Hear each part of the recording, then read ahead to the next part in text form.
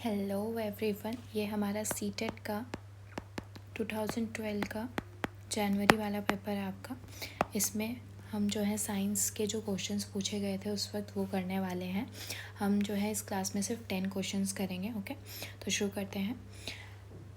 The following observation were made by student A, B, C, D when they rubbed solid baking soda on dry litmus paper. Solid baking soda को वो जो है dry litmus paper पे जो है रब कर रहा है, तो आपको बताना है इनमें से कौन सी ऑब्जर्वेशन स्टूडेंट की ठीक है। ठीक है, A B C D students हैं, उन्होंने क्या करा।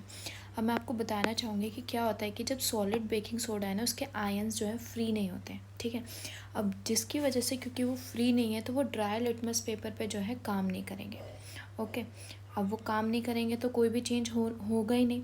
ठीक है, तो कोई भी जो ड्राई लिटमस पेपर पे चाहे वो रेड हो ब्लू हो, उसमें कोई कलर चेंज नहीं आएगा क्योंकि आयन जो है फ्री नहीं है मूव करने के लिए। उसको जो है मॉइस्चर या मॉइस्चर नमी चाहिए, मतलब कि ताकि उसके आयन जो फ्री हो सके और आपके इन लिटमस पेपर में चेंज आ सके। तो ठीक है, तो स्टूडेंट डी जिसने लिखा है कि नो चेंज दोनों लिटमस पेपर पे, ये वाला आपका करेक्ट होगा। और डी आपका ऑप्शन 4 में लिखा हुआ है, तो ये आपका सही आंसर होगा। ओके, ध्यान रखना है ड्राई लिटमस पेपर पे और ऊपर से सॉलिड बेकिंग सोडा है तो सॉलिड में आयंस फ्री नहीं है। ड्राई लिटमस पेपर है तो दोनों वो जो है काम नहीं कर पा रहे हैं, कंडीशंस मैच नहीं हो पा रही हैं, इस वजह से वो काम कोई भी चेंज नहीं दिखाएगा। ठीक है, स्टूडेंट डी एकदम सही ऑब्जर्वेशन कर रहा है। Now 62 questions. एक लेबोरेटरी थर्मामीटर जो है 5 स्मॉल डिविजन्स है उसके बीच में between the marking of 55 degree Celsius and 56 degree Celsius. इसका मतलब है कि जो थर्मामीटर है वो करेक्टली रीड कर सकता है कहाँ तक। अब देखो, जैसे 5 डिविजन्स हैं, ठीक है, तो 55 56 और 55 तक उसकी रीडिंग है। ठीक है, दैट मीन्स 5 डिवीजन उसके टोटल है इन दोनों के बीच में। तो आंसर क्या है 1/5, जो कि आपका क्या आएगा, मतलब कि उनके बीच में कितना आ सकता है 0.2। तो आपका जैसे कि 55.2 जो है आपका सही रीडिंग होगा। ठीक है, 55.2 उसमें जो है जैसे कि क्या होगा 55, 55.2, 55.4, 55.6, 55.8 और लास्ट में 56। तो 1 division second, third, fourth, fifth. ठीक है, 0.2 का जो है उसमें डिफरेंस आएगा आपका। ठीक है, 0.2 का डिफरेंस उसमें आएगा। ओके, एक और बार समझा देती हूँ मैं आपको। ये हमें जो है डिविजन्स पता है उनके बीच में कितनी है और कितनी रीडिंग कर पा रहा है वो 55 से 50, तो हम इसको माइनस कर लेंगे और कितनी डिविजन्स उसमें 5। क्या आंसर आया आपका 1/5। इसको डिवाइड करके आपका आंसर क्या आता है 0.2, मतलब कि कितना कितना डिफरेंस है उसमें 0.2 का। तो पहली रीडिंग क्या होगी आपकी, पहले तो आपकी 55 हो गया और यहाँ पे 56 लिख देते हैं। ठीक है, इन दोनों के बीच में 5 डिविजन्स है, मतलब कि 5 मार्किंग्स होगी। पहली मार्किंग क्या होगी 55.2, second 55.4, third 55.6 and fourth is 55.8। Okay, तो यहाँ पे सिर्फ हमारे 55.2 वाले हमारी मैच कर रहे थे, ये आपका करेक्ट ऑप्शन होगा। Okay, now which one of the following group of words can be correctly identify with rhizobium. Rhizobium जो होते हैं आपके, इनमें से कौन सी जो ऑप्शन है वो करेक्ट होगा। आपको जैसे कि पता है राइजोबियम जो है नाइट्रोजन फिक्सेशन के लिए इस्तेमाल होते हैं, लेग्यूमिनस प्लांट्स में होते हैं ये। ठीक है, और आपके रूट नोड्यूल्स जो आपका ऑप्शन 2 है, नाइट्रोजन फिक्सेशन हो रही है, रूट नोड्यूल्स हैं, लेग्यूमिनस प्लांट है, तो आपका ऑप्शन 2 जो है एकदम करेक्ट आएगा। Now when carbon, next question आपका, व्हेन कार्बन डाइऑक्साइड आपका क्लियर लाइम वाटर सॉल्यूशन से जो है पास किया जा रहा है तो वो मिल्की हो जाता है।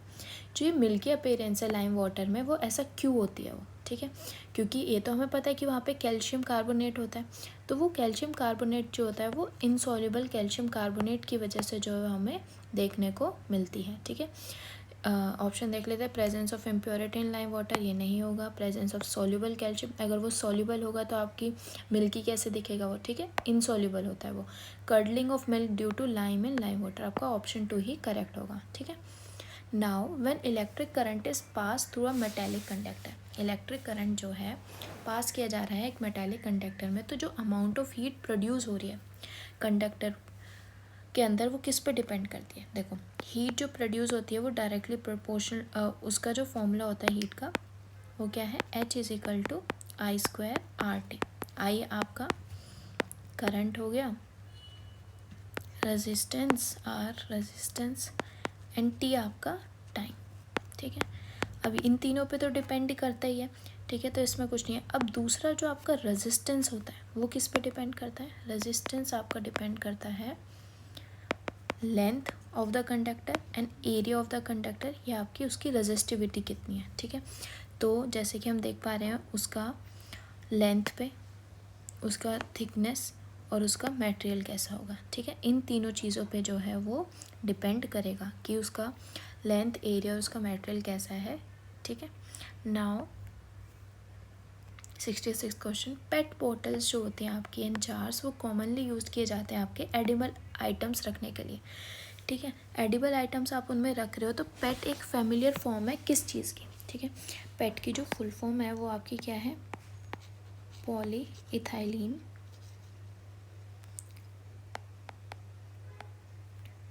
टेरीथलीट। ठीक है, अब जो है ये किसकी फेमिलियर फॉर्म है, ये यूजली हम जैसे जानते हैं केमिकल, इसमें जो पेट वाले जो ये बॉटल्स होते हैं यूजली प्लास्टिक है, लेकिन ये इनके जो है नॉन रिएक्टिव होते हैं। ठीक है, इनकी फ़िज़िकल प्रॉपर्टी ऐसी है कि ये रिएक्ट नहीं करते हैं। तो जो है इसका जो फॉर्म है वो पॉलिस्टर फॉर्म है। ठीक है, पॉलिस्टर इसका जो है आंसर होगा आपका। Now 67th question, the minerals that are required in the right amount, जो मिनरल्स हमें सही मात्रा में चाहिए होते हैं हमारी मसल्स ताकि प्रॉपर फंक्शन कर सके, वो कौन से हैं, iron and calcium, sodium and potassium, iodine and fluorine, या आयरन एंड आयोडीन। इसका जो सही आंसर है वो आपका आयरन एंड कैल्शियम है। आयरन आपका जो है चाहिए होता है हीमोग्लोबिन को फॉर्म करने में। ओके, और आपकी ब्लड अच्छे से बन पाएगा और जो स्ट्रेस और डिजीज़ है उससे रेजिस्टेंस पाएगा। कैल्शियम आपका ज़रूरत होता है आपकी बोन्स को स्ट्रॉन्ग बनाने के लिए, टीथ को स्ट्रॉन्ग बनाने के लिए, आपकी नर्व्स जो होते हैं उनको काम करने के लिए। तो ये आपका प्रॉपर फंक्शनिंग आपके मसल्स की होने के लिए दोनों जो हैं चाहिए होते हैं। नाउ 68 क्वेश्चन, एंटीबायोटिक्स जो हैं इफ़ेक्टिव हैं अगेंस्ट, एंटीबायोटिक्स जो हैं उनको एंटीबैक्टीरियल भी बोला जाता है। एंटीबैक्टीरियल मतलब कि जो बैक्टीरियल डिजीज़ है उनके अगेंस्ट ये काम करते हैं। ठीक है, तो हमारे ऑप्शंस हैं dengue fever, cholera, influenza, hepatitis A. तो आपका जो कोलेरा है वो एक बैक्टीरियल डिजीज़ है, तो इसके अगेंस्ट वो जो है एंटीबायोटिक्स हम यूज़ करेंगे और कोलेरा को ख़त्म करेंगे अपना। नाउ 69 क्वेश्चन, जब CNG और LPG अंडरगोज कंप्लीट कंबशन, जब उनको पूरा जलाया जाता है तो प्रोडक्ट्स कौन कौन से बनते हैं, कार्बन डाइऑक्साइड से, कार्बन डाइऑक्साइड, कार्बन मोनोऑक्साइड या वाटर, कार्बन डाइऑक्साइड या water, carbon dioxide, sulphur dioxide या वाटर। तो इसका जो सही आंसर होगा, आपको जैसे कि पता है कि यूजली इनमें कार्बन और हाइड्रोजन होता है। ठीक है, कार्बन हाइड्रोजन बॉन्ड होता है। तो जब ये ऑक्सीजन की प्रेजेंस में हम इनको बर्न करेंगे, ठीक है, तो आपका जो है कार्बन डाइऑक्साइड और वाटर जो है फॉर्म होता है एनर्जी के साथ। ठीक है, तो आपका ऑप्शन 3 करेक्ट होगा। The smallest of living organism with cell wall, सबसे छोटा लिविंग ऑर्गेनिज्म जिसकी सेल वॉल है वो कौन सा है, साइनोबैक्टीरिया, बैक्टीरिया, ईस्ट या एल्गे। इसका जो सही आंसर है वो आपका बैक्टीरिया है। ओके, हमारे आज के 10 क्वेश्चंस हो चुके हैं। Thank you so much, please like and share the video and bye bye.